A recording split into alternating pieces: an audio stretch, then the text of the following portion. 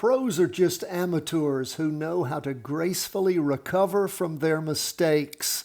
Kevin Kelly. Oh, my friends, what a great quote that is for today.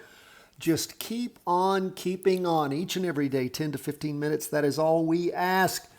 And for those of you who are out there that have been with us, these many years that we have been doing this show, over a decade now, many of you have become charting masters from just your daily entry into the system, into trading, into practice trading, following the charts. And again, mastery comes with time. Just keep it up. You can do this. I'm your biggest fan, and I'm here with you each and every day. Let's talk about the charts. Everything is up except bonds. We'll start with the S&P 500. Now, what's important, we are up for the day 0.42%.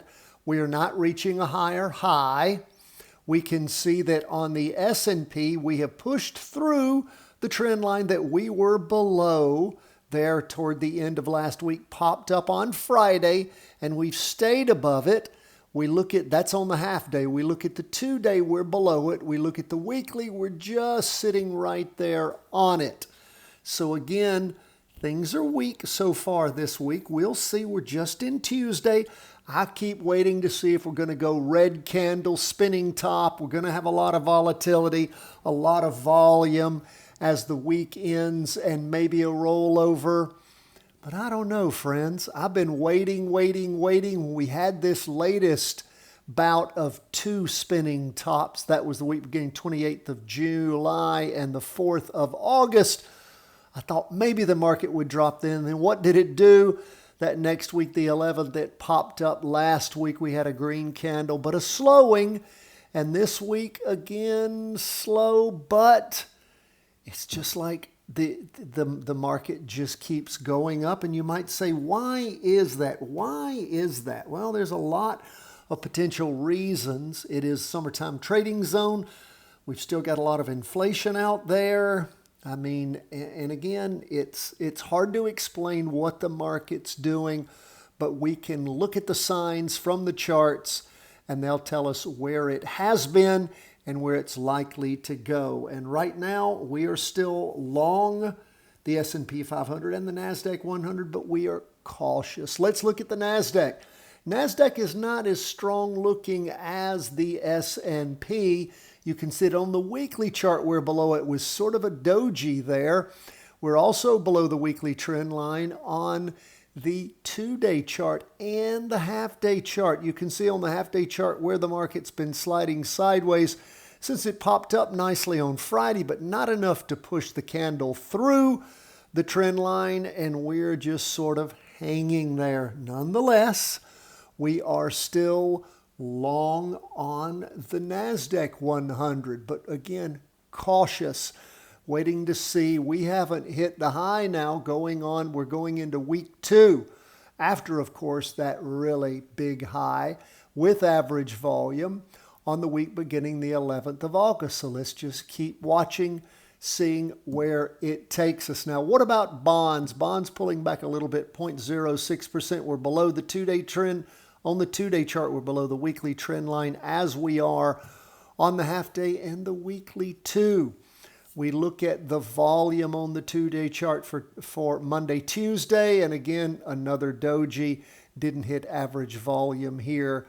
Again, we see weakness in bonds, and it's sort of rotating back and forth on our charts as we run the calculations from down to up to down, just a little bit more than a coin toss. So again, just sliding sideways. You can see it on the weekly chart. Doji, red spinning top, almost a doji. And this week, pretty much a doji. So we got nothing to call here as bonds are just sort of spinning, tending what? Down. But again, not giving us any kind of signal to trade off of. And again, I'm not so concerned. Why? Because it's the summertime trading zone. As we leave the summertime and go into the fall-winter trading zone, which is the best trading zone of all, I mean, many of you who've been in the markets a while, you've heard the adage, sell in May and go away, live to trade another day. That is very true. Why? Because typically in the summertime, lots of the big money goes on vacation, the volume's out of the market, things just aren't moving. Folks are enjoying themselves in the heat. And then as the fall kicks in, everybody comes back to work, kids go back to school, then things start ginning up and markets start making consistent, clear moves with decent volume.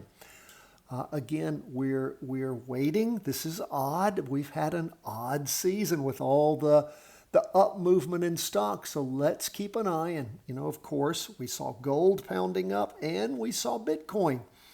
So let's see how things, as we get through this transition period into the fall-winter trading zone, where they take us. Not anything happening right now in bonds. What about gold? Gold too, my friends, again, is a hard call. Our numbers still have flipped over, telling us gold should be moving down. We were up for the day, 0.73%. But what do we really see here? We have pretty much a horizontal trend line. It does continue to connect. It is slowly moving up. But again, that's on the weekly chart. We can see on the 2-day chart how we had that big up day on Friday.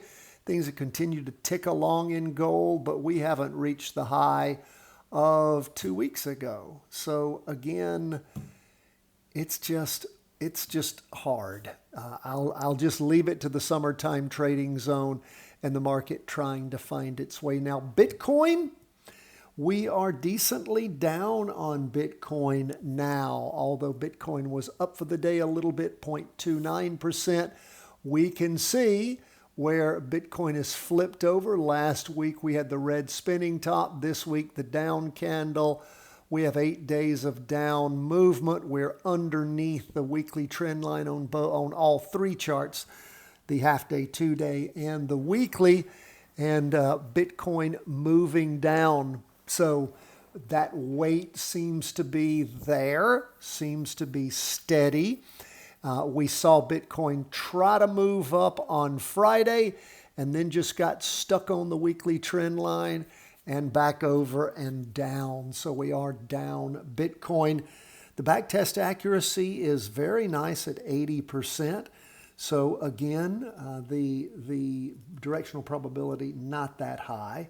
But again, we'll continue to wait, watch, and see as we move along and, of course, head toward that fall-winter trading zone. God bless, my friends. All the best from the whole team at Charting Wealth.